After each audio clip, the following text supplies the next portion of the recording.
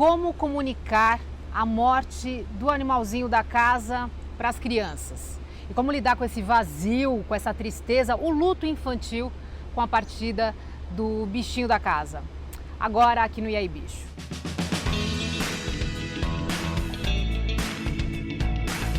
E aí, bicho?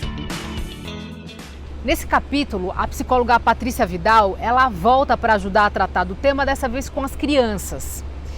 E se você é do time que acha legal aquela frase, virou uma estrelinha, você precisa ouvir o que a Patrícia tem a dizer. O ideal seria que houvesse já uma conversa sobre a perda, sobre morte, sobre luto anteriormente. A morte como parte do ciclo vital, que as pessoas em volta da criança e a própria criança se apropria daquele fato como algo esperado e natural.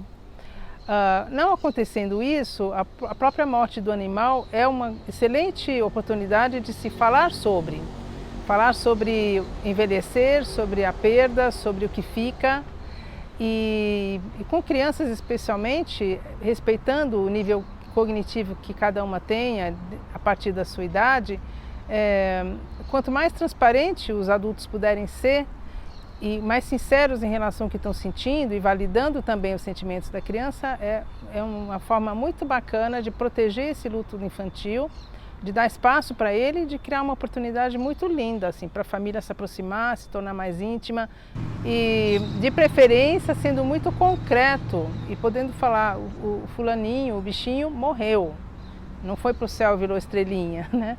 Tem relatos de crianças que ficam olhando o céu esperando que o bichinho volte, ou até relatos de crianças que sobem no telhado para buscar se aproximar daquele bichinho que virou estrelinha. Então é uma comparação que não é muito feliz, é poética, mas nem sempre acolhe a criança. Bom, algumas crianças podem surpreender a gente com a tranquilidade que elas lidam com esse tema, mas outras podem ficar bastante entristecidas, com bastante dificuldade de lidar com a perda do animal.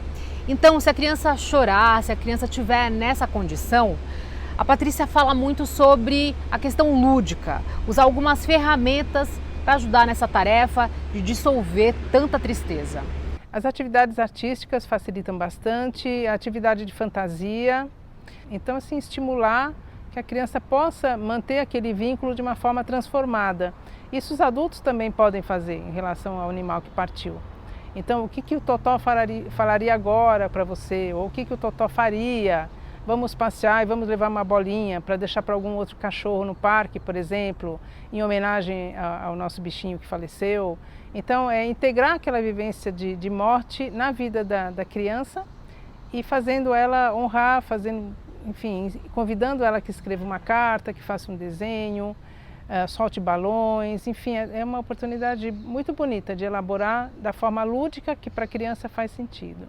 O livro cria uma ponte para esse assunto e é muito rico, é uma linguagem que a criança entende, tem as ilustrações que também já convidam, né, um mergulho naquela experiência. Então a criança pode também ser convidada a escrever o próprio livro, né? Isso é bem bacana, da história daquele animal que partiu. Então isso conforta bastante e ajuda a elaborar o luto. Quando eu passei por uma situação dessa, alguns livros me ajudaram bastante. E pode servir não só para o luto do animal, mas também para lutos em geral. Principalmente quando você está sozinho, quando você tem a sensação de que ninguém entende a sua dor. E com as crianças a mesma coisa, mas no caso dos adultos também tem muitos filmes, tem séries que falam sobre a despedida do animal, quando o animal vai embora. Só que a Patrícia faz um alerta importante. Os livros do Marcel Benedetti, que são livros espíritas, que tratam da questão animal, como Todos os Animais Merecem o Céu, são livros que são bastante populares entre os tutores, mesmo entre os tutores que não são espíritas, porque eles trazem uma explicação muito lógica do que acontece depois e qual é o propósito dos animais na nossa vida. É matéria muito rica para reflexão, para uma construção de significado, né, daquela perda e também daquela relação. This was me, and then this was me. Then I came back as this little guy. A lot of lives for one dog to live. Bom, um filme clássico para quem perde animais, Quatro Vidas de um Cachorro, que é um filme que trata da reencarnação, supostamente a reencarnação de um animal. As the years went by, I could tell my time with Ethan was coming to an end. Good boy, Bailey. I'm gonna miss you.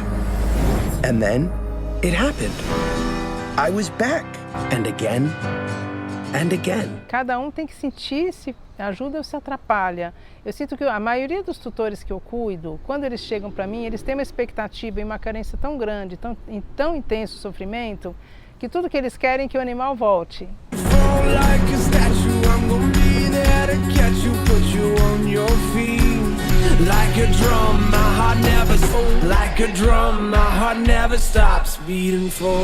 Então, ver um filme, assistir um filme que fala da reencarnação do animal voltando para o próprio tutor, pode ser um gatilho que prejudica, porque é importante prever que talvez o animal não venha, não volte para você.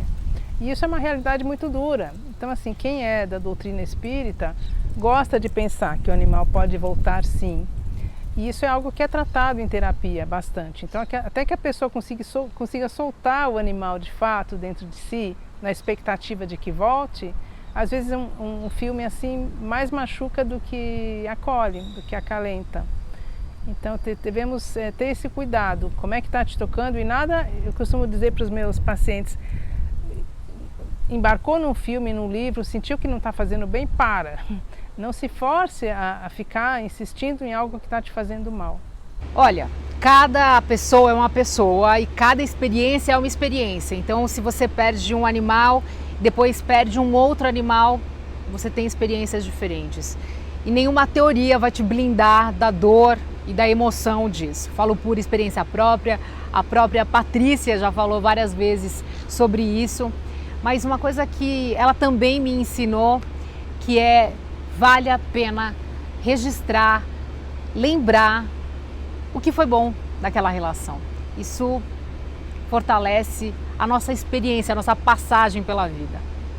Eu gosto muito da ideia, e sempre eu dou essa sugestão para os pacientes, de fazer uma caixa de memórias, ou um pote de memórias, onde o tutor escreve as passagens engraçadas ou as passagens os jeitos que aquele animal tinha, que eram divertidos ou que eram bonitinhos, que tocam, né, o coração, que ele possa ir recheando esse repositório aí das memórias, que possa escrever cartas, que possa eventualmente fazer uma comunicação intuitiva com o animal que partiu, para obter respostas, para ter um fechamento para aquela experiência.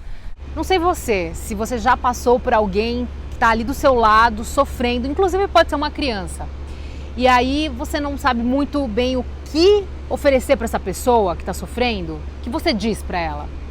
Hein, Patrícia? O que a gente diz para quem está em luto?